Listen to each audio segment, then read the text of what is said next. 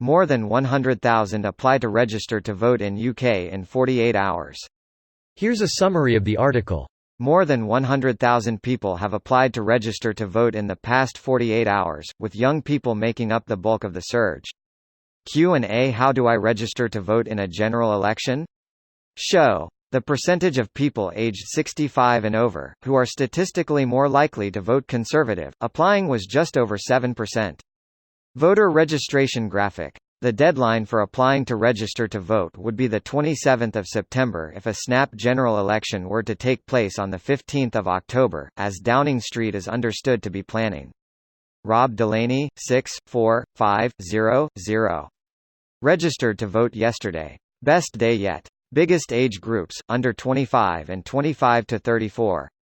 Hope Not Hate, which has been involved in voter registration drives as part of its campaign work, said, "It's critical that young people register to vote because right now they're needed more than ever to stand up for a tolerant and inclusive society." Rainsford said there had been similar surges in registration in the past, such as in June 2016 when the government website crashed hours before the deadline to vote in the EU referendum. This post received a score of 9,168, with an upvote ratio of 96%. Here are the top comments in response to this article. If they're anything like me, that's because they got their reminder letter to register or get a fine earlier this week. Compulsory registration, Nice. Registration is not compulsory. Providing accurate registration details, when asked, is compulsory. The difference is that let's say you are registered in two places. You can be required, by law, to clear this up. To state which one you should be registered for. This can happen with students.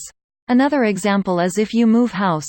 In your new house you may be required to provide who is eligible to vote in your household. However, you yourself are not required to register to vote.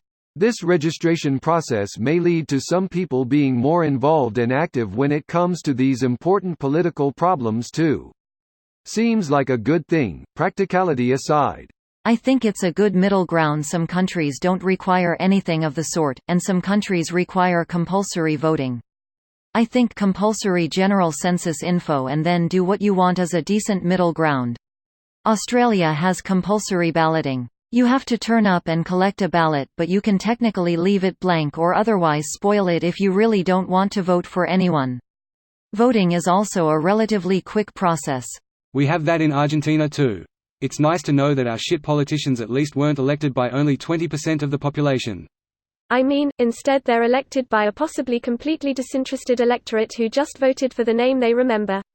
Maybe, but you don't get the shenanigans around making it hard to vote like you do in some backward countries, because everyone has to vote. I was denied my legal right to vote in the 2016 referendum because they cocked up with the postal votes, same with 5 other people I know living in the same area. Oh, and many other people throughout Europe also reported that their postal votes either didn't arrive or arrived late. No hope that I will be allowed to vote this time. Really going to fucking try, though. Go get 'em. See it as a second referendum. If the majority of people votes for the party that doesn't want to no deal crash out of the EU, well, I don't know, but it sends a better message than the alternative.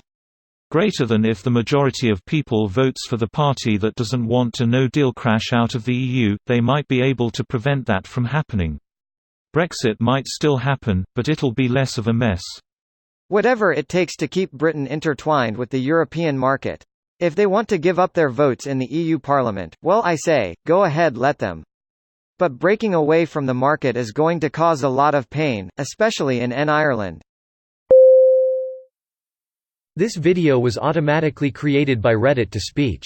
The article and comments in this video were selected from Reddit according to their upvotes, and any paraphrasing was performed by smmry.com, without any human intervention.